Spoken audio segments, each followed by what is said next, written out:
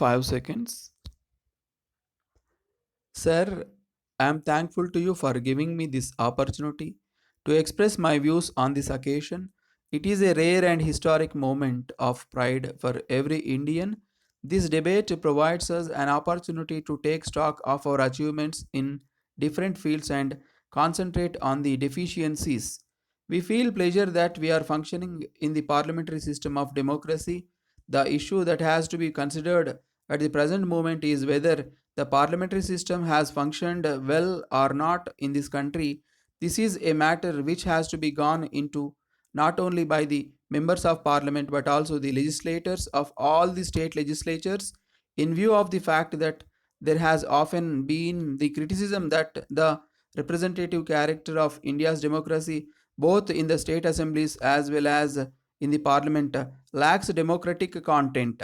These august bodies are intended to represent the people of the country, but the irony of the situation is that 50% of the electorate do not actually participate in the elections. This is the state of affairs at a time when the country is celebrating the 50th year of independence. In this kind of scenario, I have a few suggestions to make. If we want to have a total representative democracy, our first and foremost task should be to ensure that all the citizens of this country cast their vote compulsorily. For this purpose, identity cards should be issued to all the voters. Once identity cards are issued to all the voters in the country, there would not be a major problem in enforcing compulsory voting.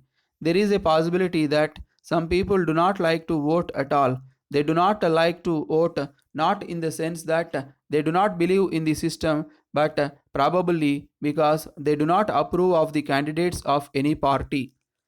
In such a situation, I suggest that there should be a provision for negative voting. This is prevailing in some countries of the world. They are having compulsory voting to ensure greater representation with a provision for negative voting. The kind of system that we have today in our country only strengthens the casteist forces, the communal forces, and regional forces, which will weaken the national character and tend to disintegrate our country. In view of this, there is need to have a new look at the existing system and to impart a truly national character to it. Elections are, in a sense, barometer of democracy. In the democratic setup, it is only through the conduct of elections that the principles of consent and representation are articulated and realized. Elections periodically accord legitimacy to the political system.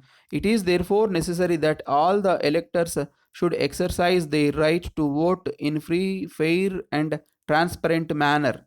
Sir, I would like to utilize this opportunity to highlight the problems that the people are facing today. Millions of our countrymen are deprived of the right to shelter, the right to minimum health services, and the right to other basic amenities. These are all the things that are required to be provided to each and every citizen of a civilized society by any government.